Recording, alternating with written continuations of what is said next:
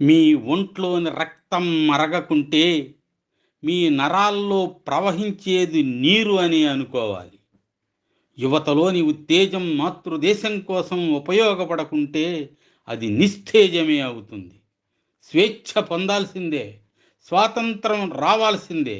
ఇందుకోసం నేను శత్రువు తోటాలకైనా ఎదురొడ్డి నిలబడతాను అని వీర విప్లవ సింహం, దేశం గర్వించదగ్గ ఉద్యమకారుడు, తొలితరం స్వాతంత్ర సమర యోధుల్లో అమరుడైన చంద్రశేఖర్ ఆజాద్ అన్నాడు. అవి బ్రిటిషోళ్ళు భారతదేశాన్ని పాలిస్తున్న రోజులు. అదొక కోర్టు హాలు. అతడిని విచారణ చేస్తున్న న్యాయాధికారి, నీ పేరేమిటి అని ప్రశ్నించాడు.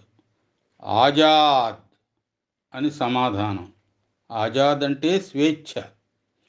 నీ తండ్రి పేరు? స్వాధీన్ అని సమాధానం. స్వాధీన్ అంటే స్వాతంత్రం. నీ ఊరు? జైలు అని ఆ బాలుని సమాధానం. ఆ మ్యాజిస్ట్రేట్కి ఆశ్చర్యంతో పాటు ఆగ్రహము కలిగి మొదట 15 రోజుల కారాగార శిక్ష విధించినా దాన్ని 15 కొరడా దెబ్బలుగా మార్చాడు ఆ 15 ఏళ్ల కుర్రాడికి. ఆ బాలుడి పేరే చంద్రశేఖర్ తివారీ.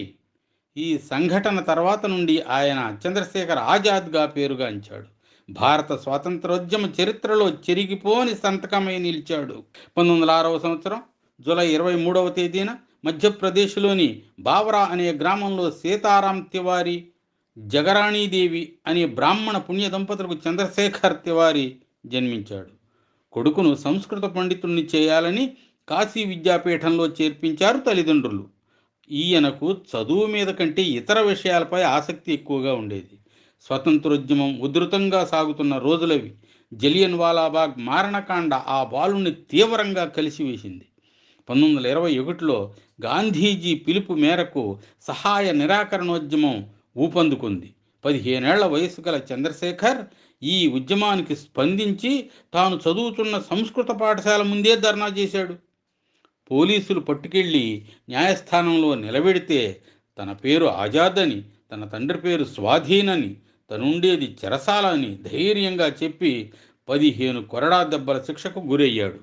ఒంటి మీద పడిన ప్రతి కొరడా దెబ్బకు వందే మాతరం, భారత్ మాతాకి జై అంటూ కోర్టు హాలు మారు మ్రోగేటట్లు నినదించాడు చంద్రశేఖర్ ఆజాద్. ఉద్యమకారులు చౌరాచౌరీ పోలీస్ స్టేషన్ తగలబెట్టగా 22 మంది పోలీసులు మరణించడంతో ఉద్యమం హింసాత్మకంగా మారిందని గాంధీజీ సహాయ నిరాకరణోద్యమాన్ని నిలిపివేశాడు. ఆయన ఉద్యమాన్ని నిలిపివేయడం చాలామందికి నచ్చనట్లే చంద్రశేఖర్ ఆజాద్కు నచ్చలేదు.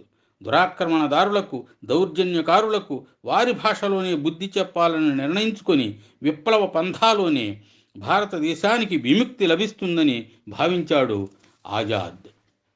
ఢిల్లీలోని ఫిరోజ్ షా కోట్లాలో కలుసుకుని భగత్ సింగ్, సుఖ్దేవ్, రాంప్రసాద్ బిస్మిల్, ఠాగూర్ రోషన్ సింగ్, అశ్వత్థుల్లా ఖాన్లకు సహచరుడయ్యాడు చంద్రశేఖర్ ఆజాద్. భగత్ సింగ్కు ముఖ్య అనుచరుడుగా మారాడు. స్వాతంత్ర సముపార్జనకు వీరంతా విప్లవ బాటను ఎంచుకొని సంపూర్ణ స్వాతంత్రమే లక్ష్యంగా Hindustan socialist Republican association HSRA అనే సంస్థను స్థాపించారు. భగవతీ చరణ్, శివశర్మ వంటి విప్లవ వీరులు వీరికి తోడయ్యారు. పోరాటానికి అవసరమైన సాధన సంపత్తిని సమకూర్చుకోవాలని విప్లవకారులంతా కలిసి కోకరి అనే ఊరు వద్ద ప్రభుత్వ ధనం ఉన్న రైలును ఆపి దోపిడీ చేశారు. కొద్ది నెలల్లో చంద్రశేఖర్ తప్ప రాంప్రసాద్ బిస్మిల్, అశ్వతుల్లా ఖాన్, ఠాగూర్ రోషన్ సింగ్ వంటి వారు బ్రిటిష్ పోలీసులకు చిక్కగా బూటకపు విచారణ జరిపి వారిని ఉరితీశారు. ఆజాద్ అజ్ఞాతంలోకి వెళ్ళిపోయాడు. పోలీసులకు చిక్కకుండా మారు వేషాలతో అనేక ఊళ్ళు తిరిగాడు. ఎంత బాధ! దేశం కోసం ఎంత త్యాగం! ఎందరో వీరుల త్యాగఫలం మన నేటి స్వేచ్ఛకే మూలధనం. వారందరినీ తలచుకొని మన మానస వీధిని నిలుపుకొని. ఓసారి ఆజాద్ తనకు పరిచితుడైన వాని ఇంట్లో విశ్రాంతి తీసుకున్నాడు. ప్రొద్దున్నే లేచి స్నానాదులు ముగించి భగవద్గీత పఠించి దాన్ని తన వెంట ఉండే సంచిలో పెట్టుకున్నాడు. దాని పక్కనే పిస్టల్ను కూడా ఉంచాడు. అది చూసిన పరిచితుడు, గీతను పఠించడం ఒక దైవ కార్యం, కానీ పిస్తోల్ను ఉపయోగించడం ఒక హింసా కార్యం కదా, ఈ రెండు కార్యాల మధ్య సమన్వయం లేదు, మరి మీరెలా ఈ రెంటిని ఓ చోట పెట్టుకుంటున్నారు అని ప్రశ్నించాడు. అందుకు ఆజాద్ నవ్వి, శ్రీకృష్ణ పరమాత్ముడు గీతను బోధించాడు, అర్జునుణ్ణి యుద్ధానికి ప్రేరేపించాడు, దుర్మార్గులైన కౌరవుల్ని హతమార్చమన్నాడు. అందుకే గీతనే స్ఫూర్తిగా పాటించి నేను దుర్మార్గులైన బ్రిటిష్ వారిని హతమార్చ తలపెట్టాను. అందుకోసం ఈ పిస్తోలు అవసరమైంది అన్నాడు. ఈ సందర్భంగా పండిత మదన్మోహన మాలవ్య ఆజాద్ గూర్చి పలికిన పలుకులు గమనించదగ్గవి. మనమంతా భగవద్గీతను పఠించడంతోనే మన బాధ్యత తీరిందనుకుంటాం. అయితే చంద్రశేఖర్ ఆజాద్ అర్జునుడిలా యుద్ధానికి సిద్ధమయ్యాడు. అధర్మం మీద, అన్యాయం మీద తిరగబడ్డాడు, ఎదురు నిలిచి పోరాడాడు, గీతను పూర్తిగా గౌరవించాడు అంటూ ఆజాద్కు నివాళులర్పించాడు. ఇంతలో సైమన్ కమిషన్ దిగబడింది. దీనికి వ్యతిరేకంగా జరుగుతున్న నిరసన ప్రదర్శనల్లో పాల్గొన్న పంజాబ్ కేసరి లాలా లజపత్ రాయ్పై విచక్షణారహితంగా లాఠీచార్జి చేయగా, బ్రిటిషు పోలీసులు లాఠీచార్జి చేయగా, ఆ తర్వాత 18 రోజులకు పంజాబ్ కేసరి మరణించాడు. ఆయన మరణానికి కారకుడైన స్కాట్ అనే పోలీసు అధికారిని భగత్ సింగ్ తదితరులు చంపాలనుకున్నారు. తాము గురిపెట్టిన వ్యక్తి స్కాట్ అనుకుని శాండర్స్ అనే పోలీసు అధికారిని కాల్చి చంపారు.